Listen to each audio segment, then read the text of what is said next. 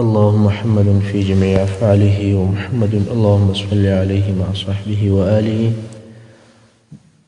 صلاة تكون لك رضاء ولحقه أداء. أما بعد، رسول صلى الله عليه وآله وسلم د سیرت 14مه برخه. تیره برخه کې مو تر دې ځایه بیان کړی وو چې په جزیرة العرب کې نور موحدین هم موجود ول. اوس به د رسول صلی الله علیه و آله وسلم د رسالت او په دعوت سره مکلف کېدل بیان کړو. د الله جل جلاله د طرفه و رسول صلی الله علیه وسلم ته د سورة المدثر د اولو آیاتو په نزول سره یو شمیر الهي امرونه صادر سول چې دغه امرونه په ښکاره او ظاهر سره ډیر بسیط او اسانه اوامر دي، خو په حقیقت کې مقصد ډیر لوی او اثر ډیر قوي دی. په دغه نازل شویو آیاتو کې رب جل جلاله خپل رسول صلی الله علیه و آله وسلم ته فرمایي: اعوذ بالله من الشیطان الرجیم یا ایها المدثر قم فانذر. ای هغه څوک چې د وحی د هیبته څخه د ځان په کالو کې پیچلی دي، د خوب د بستر څخه ولاړ شه او خلق د الله جل جلاله د عذاب وبېروه. دلته د هر هغه چا انذار او بیرول مقصد دی چې د الله جل جلاله د رضا او د اوامرو څخه مخالفت کوي. هر هغه څوک چې په عالم کې موجود وي هغه باید د خپلو مخالفو اعمالو په بده نتیجه او سزا داسې وبېرول سي چې په زړه کې ریږد او وارخطایي پیدا سي. دوهم، وربک فکبر، او خپل رب په لویي سره یادوه. د دې مقصد دا دی چې په مځکه کې باید د هیچ چا دپاره کبریا او لویي نسي پاته. د هر متکبر او غرور شان او شوکت مات سي. لویي یوازې او یوازې یو الله جل جلاله لره ده، بې له الله بل لوی او قوي عظیم او متکبر نسته. دریم، وثیابک فطهر والرجز فهجر، او خپل کالی یا لباس پاک وساته، بد کارونه ګناه او بوتان پرېږده. مقصد دا چې هر څوک باید په خپله ظاهري او باطني پاکي سره پاک وي او په دې پاکي کې ډیر کوشش وکړي. خپل نفس باید د ګناهو د نجاست څخه داسې اندازه پاکي چې د نفس د الهي رحمت او هدایت او د نور قابل وګرځي او په بشري ټولنه کې یو مثال او نمونه سي. سالم زړونه وده ته میلان وکړي او ورجذب سي، او هغه مشکوک زړونه د د هیبت او فخامت څخه ثابت او سالم وګرځي. څلورم، ولا تمنن تستكثر، او داسې لږ احسان مه کوه چې بدل یې ډیر غواړي. د دې آیات څخه مقصد او هدف دا دی چې هر څوک خپل کوشش او فعالیت ډیر عظیم ونه بولي، بلکې نور هم همیشه په جد او جهد کې وي. د یوه کار تر خلاصولو وروسته د بل کار په شروع کولو اقدام کوي. د حق د ثابتولو دپاره ډیر جهد، ډیره تضحیه او قرباني شندي، او بیا هم دغه خپل کوششونه تر داسې اندازې هیروي لکه هیڅ یې نه وي کړي. او په آخرني آیات کې الله جل جلاله فرمایي: ولربک فاصبر، او خپل رب لره دی صبر کوه. دلته ودې ته اشاره ده چې د معاندینو د طرفه څخه به مخالفتونه او ازارونه، پسخندونه او سپکاوی ویني تر داسې اندازې چې ستا او ستا د اصحابو د وژلو کوششونه به کیږي، او غواړي به چې ټول هغه کسان چې پر تا راګرځېدلي دي نیست او نابود وګرځوي. خو الله جل جلاله ورته فرمایي چې پر دې ټولو به په پوره قوت او اطمینان، په ډاډ او په ثبات سره صبر کوي. د خپل نفس د نفساني خوندو او لذاتو څخه به د یوه لذت په تمه نه یې، بلکې د خپل رب جل جلاله د رضا په حاصلولو کې به کوشش کوي. دغه امرونه په ظاهره څومره اسانه او بسیط دي، مګر په عمل کې څومره عظیم او فخیم دي. په خپله په دغو آیاتو کې دعوت او تبلیغ سته. اول دا چې د انذار خپله معنا او مفهوم دا دی چې په دنیا کې داسې اعمال سته چې نتیجه یې بده او کوونکي ته یې جزا ورکول کیږي. حال دا چې هر څوک په دې پوهیږي چې په دنیا کې د انسان د اعمالو جزا نسته، نو د انذار څخه مقصد دا سو چې بې له دې دنیا د ورځو څخه یو بله داسې ورځ هم سته چې په هغه کې د اعمالو جزا ورکول کیږي، چې هغه د قیامت ورځ ده. او د دې څخه دا معلومه سوه چې بې له دغه دنیوي ژوند یو بل ژوند هم سته چې هغه د آخرت ژوند دی. دغه ټول تلاوت شوي آیاتونه د بندګانو څخه خالص او صریح توحید غواړي. هر مسلمان باید د خپل ځان او خپل د نفس رضایت د نورو بندګانو د رضایت د الله جل جلاله تر رضایت پورې پرېږدي. چې د دغو تلاوت شوو آیاتو نتیجه داسې ویلی شو: اول توحید، دویم د قیامت پر ورځ ایمان، دریم د نفس پاکوالی چې د دغه پاکي دپاره دوه شیان پکار دي. یو د ګناهو او فواحشو پرېښول او بل د خیر او فضایلو د اعمالو ډیرول. څلورم ټول کارونه به د الله جل جلاله د رضا دپاره وي. پنځم دغه ذکر سوي شیان به ټوله پس له هغه څخه وي چې د رسول صلی الله علیه و وسلم پر رسالت باندې ایمان ولري، د رسول صلی الله علیه وسلم تر قیادت او لارښوونې به لاندې وي، او بیا نو رسول صلی الله علیه و آله وسلم د دغو اوامرو د پوره کولو دپاره تر 20 کاله زیات جد او جهد وکړي. نه بیا استراحت کړی دی، نه آرام، او نه بیا د خپل ځان دپاره ژوند کړی دی، نه د خپلې کورنۍ دپاره. پاته ټول عمر یې په دعوت الله او جهاد فی سبیل الله کې تیر کړی دی. د رسالت دروند بار یې پر اوږو اخیستی و، د ټولې مځکې لوی امانت یې پر غاړه و، د ټولې عقیدې اصلاح یې وظیفه وه، او د دغه کار دپاره یې څو قسمه جهاد کړی دی. د رسالت په 23 کلنۍ موده کې همیشه په معرکه کې ولاړو، له کومه وخته چې دغه الهي امرونه اورېدلي دي، د دغې وظیفې څخه بیا هیڅ نه دی مشغوله کړی. الله دې زموږ او د ټول بشریت له طرفه د خیر بدله او عوض ورکړي. امین یا رب العالمین. زموږ راتلونکی بحث ټول د رسول صلی الله علیه و آله وسلم د اوږده او د مشکلاتو څخه ډک جهاد یو نمونه ده چې دغه ټوله موده بیا رسول صلی الله علیه و آله وسلم نه آرام کړی دی، نه استراحت. او خدیجې رضی الله عنها مبارک ته به ویل یا خدیجه د خوب او آرام، راحت او استراحت وخت تیر سو، اوس د دعوت او د جهاد وخت شروع سو. اوس نو موږ کولی سو چې د رسول صلی الله علیه و آله وسلم دغه د دعوت موده و 2 زمانو ته وویشو، چې یوه د مکې مکرمې زمانه ده چې تقریبا 14 کاله یې په بر کې نیولي دي، او بله یې د مدینې منورې زمانه ده چې پوره 10 کاله یې دوام وکړي. بیا تر دغه هره زمانه باندې چې شروع او پیل وسی، نو د هره زمانه په خاص مرحلو باندې ویشل کیږي، چې هره مرحله د نورو مرحلو څخه په خاص خصوصیاتو باندې فرق او امتیاز لري. نو په دغه اساس موږ کولی سو چې د مکې مکرمې زمانه و 3 مرحلو ته وویشو. اوله مرحله پټ او سری دعوت و چې 3 کاله دوام درلود. دویمه مرحله د اهل مکې څخه په ښکاره باندې دعوت چې د بعثت د 4م کال څخه شروع سو او د بعثت د 10م کال تر اخره پورې دوام وکړي. دریمه مرحله د مکې مکرمې د باندې دعوت دی چې د بعثت د 10م کال د اخره څخه شروع سو او بیا تر هجرت پورې دوام درلودی. خو د مدینې منورې د وخت او د زمانې مرحلې به بیا په هغه خپل ځای کې په تفصیل سره درته بیان شي ان شاء الله تعالی. د مکې مکرمې د دور اوله مرحله چې سری دعوت او یا پټ دعوت هغه 3 کلونه دي.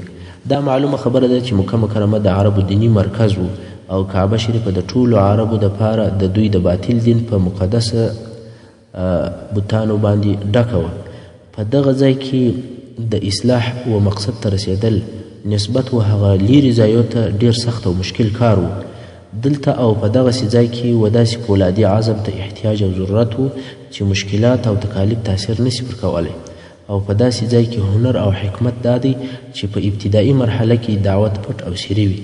دا د دې دپاره چې ټول اهل مکه چې د ټول اهل مکې ته ناڅاپه یو داسې کار ورونه فرمایل سي چې د دوی هیجان او احساسات راوپاروي. نو د عقل تقاضا دا و چې رسول صلی الله علیه و سلم په شروع کې اسلام پر داسې چا عرض کړي چې هغه د ده کورنۍ یا په ده پورې مشتي خلک وي یا د ده اشنایان وي، او هر هغه څوک اسلام ته راوبولي چې په هغو کې د خیر علامې موجودې وي، او داسې څوک دعوت کړي چې رسول صلی الله علیه وسلم دوی پیژني او دوی بیا رسول صلی الله علیه وسلم پیژني. یعنی دته دا معلومه وي چې دغه خلک حق او خیر خوښوي، او هغوی ته بیا رسول صلی الله علیه وسلم په صدق او د اصلاح په صفت ور معلوم وي، او د هغو څخه بیا هغو کسانو ته د رسول صلی الله علیه وسلم دعوت ورسیږي چې هغه د رسول صلی الله علیه وسلم په عظمت او د نفس په پاکوالي او د خبرو په صداقت کې هیڅ شک نه لري. په هغو کسانو کې چې اسلامي تاریخ یې د السابقون اولین په نامه سره یادوي، چې د هغو په مقدمه کې 4 نفر ول چې اول پلای ایمان راوړي او د دین نبوي اول ګلان دغه دي. اول ام المؤمنین حضرت خدیجه بنت خویلد رضی الله عنها د رسول صلی الله علیه وسلم صادقه او مخلصه زوجه. دویم د رسول صلی الله علیه وسلم آزاد کړل سوی مریی زید ابن حارثه ابن شرحبیل رضی الله تعالی عنه چې زید ابن محمد به ورته ویل کېدل. دریم د رسول صلی الله علیه وسلم د اکا زوی حضرت علی ابن ابي طالب رضی الله عنه چې په دغه وخت کې معصوم او هلک او د رسول صلی الله علیه وسلم په کور کې اوسېدی. څلورم د رسول صلی الله علیه وسلم خوږ او صادق ملګری ابوبکر صدیق رضی الله عنه. دغه څلور نفره د دعوت په اولو ورځو کې ایمان راوړی دي. اوس به د دغو څلور نفرو په تفصیل سره معرفي کېدل درته وشي. اول خدیجه بنت خویلد رضی الله عنها د رسول صلی الله علیه وسلم زوجه چې د مخه معرفي سوې ده و تکرار ته ضرورت نشته. دویم زید ابن حارثه چې زید ابن محمد به ورته ویل کېدل. دا چې رسول صلی الله علیه وسلم زید رضی الله عنه په زویوالي نیولی و هغه لره یو قصه شته. هغه دا چې زید کوچنی و او په خپله قبیله او کورنۍ کې د خپل مور او پلار سره اوسېدی. د عربو د قبیلو خو دا عادت او تجارت و چې همیشه به یې د یوې قبیلې پر بلې قبیلې باندې تیری او تجاوز کوئ. حیوانات او انسانان به یې نیول. خو یو وخت دغه زید چې په خپله قبیله کې اوسېدی یو بلې قبیلې حمله پر وکوله چې په دغه وخت کې د زید عمر 8 کاله و او زید هم د بندیانو په جمله کې بوتلی او بیا یې د مریی په شکل باندې خرڅ کړي. او په بل روایت کې بیا وایي چې زید د 8 کاله و چې مور یې د خپلو دوستانو د لیدلو دپاره د یوې قبیلې څخه بلې قبیلې ته تله او زید یې هم د ځان سره ملګری کړی و. په لار کې د بني القین قبیله پر پیښه سوه او زید یې ځینې بوتی. بیا د مریی پر ډول د حبشه په بازار کې خرڅ کړي. حکیم ابن حزام چې د مکې مکرمې د قریشو څخه و د نورو مرییانو سره دغه زید هم رانیوی او بیا یې خدیجې رضی الله عنها ته په هدیه کې ورکړي. خدیجې رضی الله عنها بیا د رسول صلی الله علیه وسلم سره تر واده کولو وروسته و رسول صلی الله علیه وسلم ته په هدیه کې ورکړي. د زید پلار چې حارثه نومېدی په زید پسې ډېر غمجن و او همیشه به په تلاش کې و چې چیرې به پیدا کړم. په دې کې کلونه تیر سول چې پلار په زوی پسې ګرځي څو په آخر کې دا معلومات ورته وشو چې زوی یې په مکه مکرمه کې دی. نو د خپله وروره سره را رهي سو او مکې مکرمې ته رالی. زوی یې پیدا کړی او د هغه مالک ته چې محمد صلی الله علیه وسلم دی ورلی. البته دا قصه د مخه تر بیاسته وله. اولیا محمد صلی الله علیه وسلم دغه زید زما زوی دی او دی مریی نه بلکې حر دی خو دشمنانو خرڅ کړلی دی. زه اوس راغلی یم او غواړم چې دغه خپل زوی ستا څخه رانیسم. رسول صلی الله علیه وسلم ورته وفرمایل یا خرڅوم یا نه مګر یو کار به وکړم هغه دا چې په خپله به زید ته اختیار ورکړم که ستا سره ځي در سره ولاړ دي سي او زما له طرفه بې قیمته دی آزاد دی او که زما سره پاتېږي پاتې دي سي. د زید خوښ او اختیار. د زید پلار حارثه په دې خبره باندې ډېر خوشحاله سو چې دا ډېر ښه اختیار دی ځکه حارثه پوهېدی که یو چا ته اختیار ورکړل سي چې مریی پاتې کېږي او که د پلاره سره ځي هغه حتما د پلاره سره ځي. رسول صلی الله علیه وسلم زید راوغوښتې او پوښتنه یې ځینې وکوله چې دغه نفر پیژنې؟ زید الهو دا زما پلار دی او دغه بل بې اکا دی. نو پلار خپل زوی زید ته وویل زویه محمد صلی الله علیه وسلم تا ته اختیار درکړی دی دلته د ده سره مریی پاتې کېږي او که زما سره ځې. زید وویل والله تر محمد صلی الله علیه وسلم هیڅوک نه خوښوم او نه یې څوک اختیاروم. دا تر بعثت د مخه د رسول صلی الله علیه وسلم اخلاقو. له دغه ځایه د رسول صلی الله علیه وسلم اخلاق او ګزاره معلومیږي چې حتی د مریی سره په څنګه ښه ژوند او د مهربانۍ او د محبت څخه ډکه ګزاره ورسره کوله. او زید نور هم وویل والله زما ګمان داسې نه دی چې مور او پلار دي داسې ښه او محبت را سره وکړي او داسې ښه د محبت ژوند دي را سره وکړي لکه محمد صلی الله علیه وسلم چې را سره کوي. تاسې دې رحمت او مهربانۍ او حسن معاشرت ته وګورئ چې خیر البشر رسول صلی الله علیه وسلم یې د یو مریی سره کوي تر داسې اندازې چې هغه مریی د رسول صلی الله علیه وسلم سره پاتېږي او د مور و پلار سره تلل نه غواړي. دغه اخلاق یې د مخه تر دې و چې وحی ورته نازل سي او د الله د طرفه په رسالت سره اختیار کړل سي. نو ځکه به خلکو صادق الامین ورته ویل او زید پر دې ټینګار کوي چې د محمد صلی الله علیه وسلم سره زه پاتېږم او د پلار سره نه ځم. د زید پلار چې حارثه و په تعجب کې سو چې دا څنګه کېدلی سي چې یو چا لره دي مالک تر پلار خوښ وي. نو بیا رسول صلی الله علیه وسلم د دې دپاره چې د حارثه زړه مطمئن سي زید یې تر لاس ونیوی او د قریشو په حضور کې یې دا اعلان وکوي چې دغه زید آزاد او حر دی او بیا دا هم ورسره وویل چې زید زما زوی دی. تر اسلام د مخه او د جاهلیت په وختو کې په عربو کې داسې ول چې یو چا به پردی څوک خپل زوی وګرځوي هغه به په ټولو احکامو او معاملاتو کې داسې سو لکه د ده نسبي او واقعي زوی، یعنی په میراث د نکاح په حراموالي کې او په داسې نورو مسایلو کې به د واقعي زوی او د فامیل جز وګرځېدی. نو خود تر دغه ورځې وروسته زید ته زید ابن محمد ویل کېدل تر څو چې دغه د تبني یعنی د بل چا زوی د ځان زوی ګرځول په اسلام کې منع شول. څنګه چې پس له بعثت رسول صلی الله علیه وسلم په دعوت او تبلیغ امر کړل شو او دغه زید د رسول صلی الله علیه وسلم په کور کې اوسېدی او رسول صلی الله علیه وسلم اسلام ته دعوت کړی نو زید هم مسلمان شو. دریم نفر چې په اسلام مشرفه شوی دی هغه هم د رسول صلی الله علیه وسلم په کور کې اوسېدی. هغه حضرت علی ابن ابي طالب رضی الله عنه د رسول صلی الله علیه وسلم په کور کې د حضرت علی رضی الله عنه د اوسېدلو سبب دا و چې ابو طالب ډیر غریب و او دا واقعا هم تر بعثت ته مخه وه. ابو طالب دونه غریب او مسکین و چې د خپلو اولادو نفقه نسوی برابرولی او د خپلو اولادو نفقه پر تکلیف و. نو رسول صلی الله علیه وسلم خپل اکا عباس رضی الله عنه ته ورغلی او ورته ویې ویل ای اکا ته د ابو طالب په غریبۍ او مسکنت باندې خبر یې حتی د خپلو اولادو خواړه او نفقه هم نشي برابرولی. که دې خوښه وي وربسو او موږ به هر یو د ده د اولادو څخه یو واخلو چې زموږ سره به اوسېږي د هغو کفالت به وکړو یعنی خواړه او مصرف به یې پر خپل ځان کړو.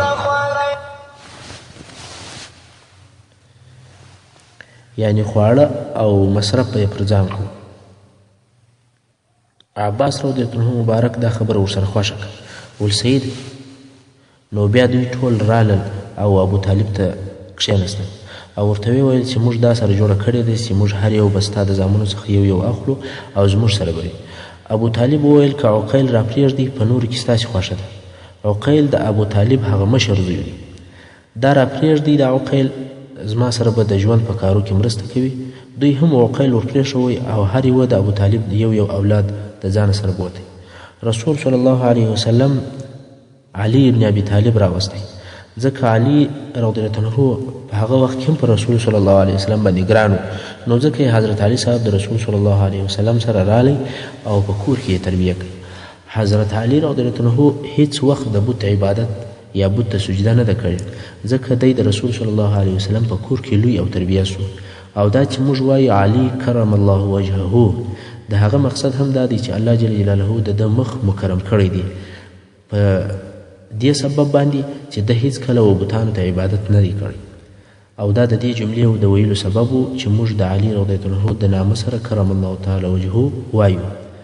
نو علي رضی الله عنه هم مسلمان شو چې دا د رسول صلی الله علیه وسلم د کورنۍ څخه دریم نفر دی. او بیا د رسول صلی الله علیه وسلم لونو چې رقیه و زینب او ام کلثوم او فاطمه رضی الله تعالی عنهن اجمعین دوی ایمان راوړی.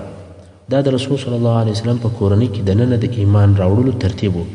خو د رسول صلی الله علیه وسلم تر کورنۍ د باندې هغه اول نفر چې اسلام ته دعوت شوی دی او هغه هم بې له پوښتنې او دلیل څخه اسلام او ایمان قبول کړی دی هغه ابوبکر صدیق رضی الله عنه دی. رسول صلی الله علیه وسلم فرمایي هر څوک چې می اسلام ته رابللی دی د اسلام په باره کې بحث او نقاش راسره کړی دی پوښتنې او معلومات یې راڅخه کړي دي بې له ابوبکر. فقط رسول صلی الله علیه وسلم ورته وویل زه د الله له طرفه رسول یم. ابوبکر رضی الله عنه مبارک وویل اشهد انک رسول الله شهیدي ادا کوم چې ته رسول الله یې بې له نقاشه بې له بحثه بې له پوښتنې چې کله او څنګه او دا هم نه وپوښتل چې څنګه دین دی او د کومه راغلی دی هیڅ پوښتنه یې ونه کړله. صدیق اکبر رضی الله عنه د اولې لحظې څخه صدیق و. دا ولې ذکر ابوبکر صدیق رضی الله عنه ته د رسول صلی الله علیه وسلم اخلاق امانت صدق او صداقت دا پوره ور معلومول او رسول صلی الله علیه وسلم یې پوره پیژندی او په دې پوهېدی چې رسول صلی الله علیه وسلم هیڅ کله د حقیقت سره مخالفه خبره نه کوي او نه یې کړې ده. پس له هغه څخه چې ابوبکر صدیق رضی الله عنه په اسلام مشرفه شو خو نو سمدستي په تبلیغ او په دعوت باندې شروع وکوله.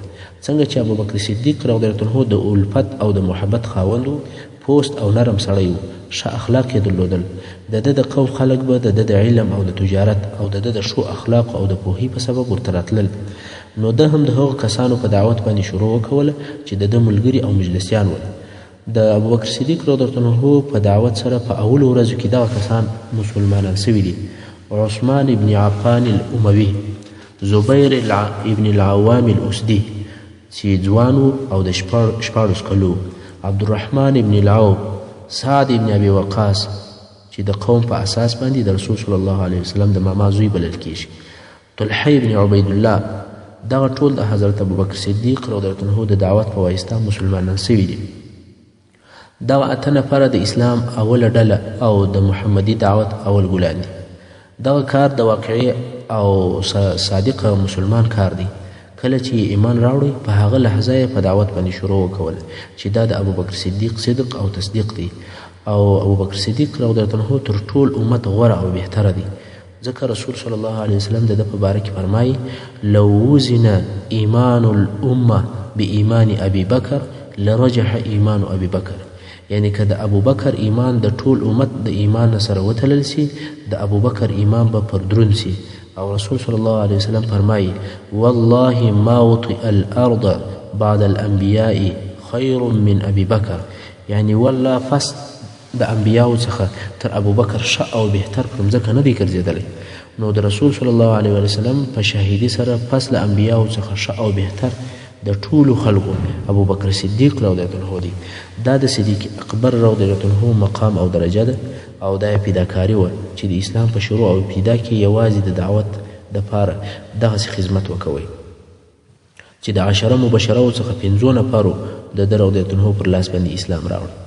او د هغو کسانو څخه چې په اول او په شروع کې په اسلام مشرفه سوي دي د ځینو نومونه داسې دي: بلال ابن ابي رباح الحبشي، د دې امت امین ابو عبیده عامر ابن جراح، ابو سلمہ ابن عبد الاسد، ارقم ابن ابي الارقم، عثمان ابن مزعون، او د ده دوه ورونه قدامه او عبدالله، عبیده ابن الحارث ابن المطلب، سعید ابن زید، او د ده ښځه فاطمه بنت الخطاب چې د عمر ابن خطاب رضی الله عنه خور ده، خباب ابن الارت، عبدالله ابن مسعود، او ځینې نور خلک رضی الله تعالی عنهم اجمعین چې دغه نفرو ته السابقون الاولون ویل کیږي.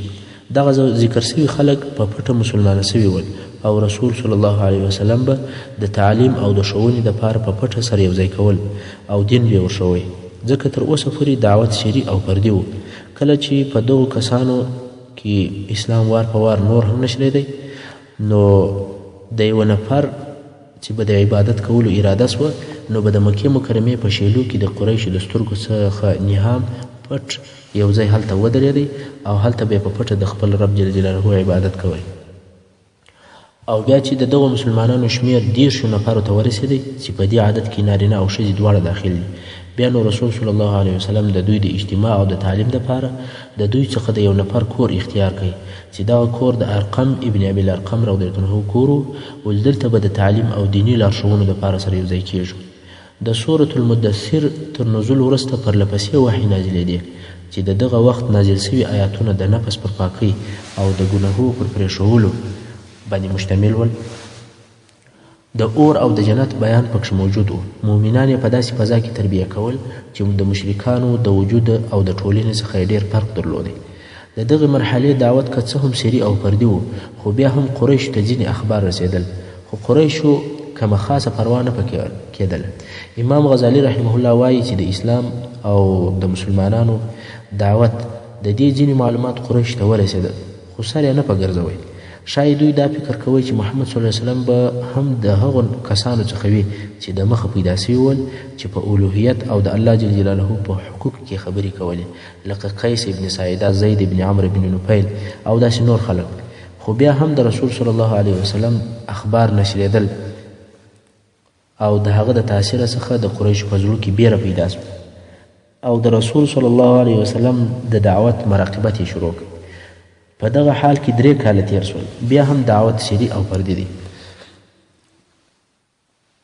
په دې موده کې د مسلمانانو یو کوچنۍ ډله جوړه سوه چې د دوی په منځ کې مطلق ورورګلوي او د تعاون ژوند و، او بیا داسې وحی نازلېدلی چې رسول صلی الله علیه وسلم په دې سره مکلف شو چې خپل قوم ته د اسلام اعلان وکړي او د دوی د باطل دین په مقابل کې ودرېږي او د دوی د بوتانو ماهیت او اهمیت ورته بیان کړي. د مکې د دور هغه دویمه مرحله چې په ښکاره سره دعوت و. کله چې الله جل جلاله دا قول نازل شو په سورة حجر 4 نمبر آیات کې الله جل جلاله فرمایي اعوذ بالله من الشیطان الرجیم فاصدع بما تؤمر واعرض عن المشرکین. یعنی ای محمد صلی الله علیه وسلم جهر او ښکاره کړه هغه شی چې ته په امر سوی او مخ واړوه د مشرکانو څخه، یعنی د دوی د خبرو او د ویناو څه مخ واړوه او په هغه هېڅ پروا مه کوه، په ښکاره ډول سره خپل تبلیغ او دعوت کوه، دوی په تا هېڅ نشي کولی. د دې آیاتو په نزول سره رسول صلی الله علیه وسلم امر کړل شو چې اسلام ته دعوت عام کړي، یوازې دا نه چې خپل اقارب دوستان او هغه څوک چې ستا پر شاوخوا دي هغه اسلام ته دعوت کړي، بلکې عام او ټولو خلکو ته د توحید او د اسلام دعوت شروع کړي. نو د دغې ورځې په سهار رسول صلی الله علیه وسلم د ابي قبیس غره ته وختئ. د ابي قبیس غر هغه کعبې شریف ته تر ټولو نږدې غر دی، کوم چې اوس پر هغه باندې یو قصر جوړ شوی دی، د صفا د غونډۍ سره مشتی غر دی. دغه غر کعبې شریفې او د قریشو د ناستې ځایو ته ډېر نږدې و او هر څوک چې د کعبې شریفې طرف ته وي او د غره شا یعنی د غره هغه بل طرف بیا نه ویني. نو رسول صلی الله علیه وسلم د ابي قبیس وغره ته وختئ او په لوړ اواز سره یې ناره وکوله وا صباحا وا صباحا. دغه ناره د قریشو د خطر ناره وه. کله چې به د دشمن لښکر پر رالی یا به یو بل عمومي شر او خطر پیښ شو قریشو به دغه ناره کول. نو قریش د دغې نارې په اورېدلو سره پوه شو چې خطر دی. پوښتنه یې وکوله چې ناره کوونکی څوک دی؟ ول صادق الامین دی. خلکو په خپل منځ کې سره نارې کې هلئ ژر سئ، صادق الامین درواغ نه وایي، خامخا یو خطر سته. نو ټول قریش د ابي قبیس د غره و طرف ته و رسول صلی الله علیه وسلم ته راټول شول. رسول صلی الله علیه وسلم ورته وفرمایل که زه درته ووایم چې د دغه غره تر شا یو مسلح لښکر ولاړ دی او غواړي چې پر تاسې حمله وکړي، تاسې یې منئ؟ قریش وویل هو، هېڅکله ستا څخه موږ خلاف او درواغ نه دي اورېدلي. رسول صلی الله علیه وسلم وفرمایل زه تاسې د الله له سخت عذابه بیروم او زه تاسې ته د الله د طرفه څخه رسول یم. دلته نو د رسول صلی الله علیه وسلم اکا چې نوم یې عبدالعزا او لقب ابو لهب دی، هغه ورته وویل تبا لکه، تا لره دې هلاک وي، د دغه دپاره دې موږ راوغوښتلو، خپل کارونه مو پرېښول چې ستا خبرې واورو. ابو لهب نورو خلکو ته وویل ځئ ځئ خپلو کارو ته مو ولاړ سئ. او خلک یې بېرته د رسول صلی الله علیه وسلم څخه رهي سول او هغه یې پسې واخیستل. خلک دلته د ابو لهب لعنت الله تعالی علیه دې پسې واخیستل. نو د ده په باره کې د آیاتونه نازل شول. اعوذ بالله من الشیطان الرجیم تبت یدا ابي لهب وتب ما اغنى عنه ماله وما كسب سيصلى نارا ذات لهب وامرأته حمالة الحطب في جيدها حبل من مسد. دا خو ابو لهب چې د اولې ورځې څخه یې خپل ټول عمر د اسلام په دښمنۍ کې تیر کړی دی چې قصې به یې وروسته درته راسي. همدارنګه د ده ښځه چې ام جمیل ورته ویل کېدل د ابو سفیان ابن حرب خور وه، د اسلام او د رسول صلی الله علیه وسلم سرسخته دښمنه وه. دې به همیشه زوزان لرونکي لرګي یا شخلې راوړلې او د هغو زوزان به یې د رسول صلی الله علیه وسلم په لار کې ایښول. کتل به یې چې رسول صلی الله علیه وسلم پر کومه لار تیریږي، پر هغه لار به زوزان وپاشل چې دغه زوزان د رسول صلی الله علیه وسلم په مبارکو پښو ننوځي او آزار دا ورکړي. نو ځکه الله جل جلاله وفرمایل وامرأته حمالة الحطب، یعنی د ده ښځه به د دوزخ د اور لمبو ته په داسې حال کې ننوځي چې دوزخ ته به د لرګو د بار وړونکې وي.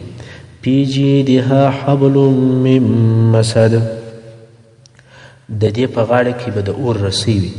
د دغه آیات شریف په ترجمه کې ډیر مفسرین وایي چې په دوزخ کې به د دې په غاړه کې د اور امیل یا غړګۍ وي، ځکه دې یو ډیره قیامت بها غړګۍ یا امیل درلودی او دې په لات او په عزا سره قسم یاد کړی و چې زه به دغه خپل امیل د محمد صلی الله علیه وسلم په دښمنۍ کې مصرفوم. نو الله جل جلاله به د دغه عمل په عوض او د دې پر ځای باندې په دوزخ کې د اور امیل یا غړګۍ ور په غاړه کې او د دې بدبختي مرګ په ډیر عجیب شکل سره و. هغه دا چې دې یو وخت د بوټو یا د لرګو بار راخستی و، پر لارې ستړې سوه، نو یې دغه بار و یو لوی ډبرې ته کښېښوی چې په هغه ځای کې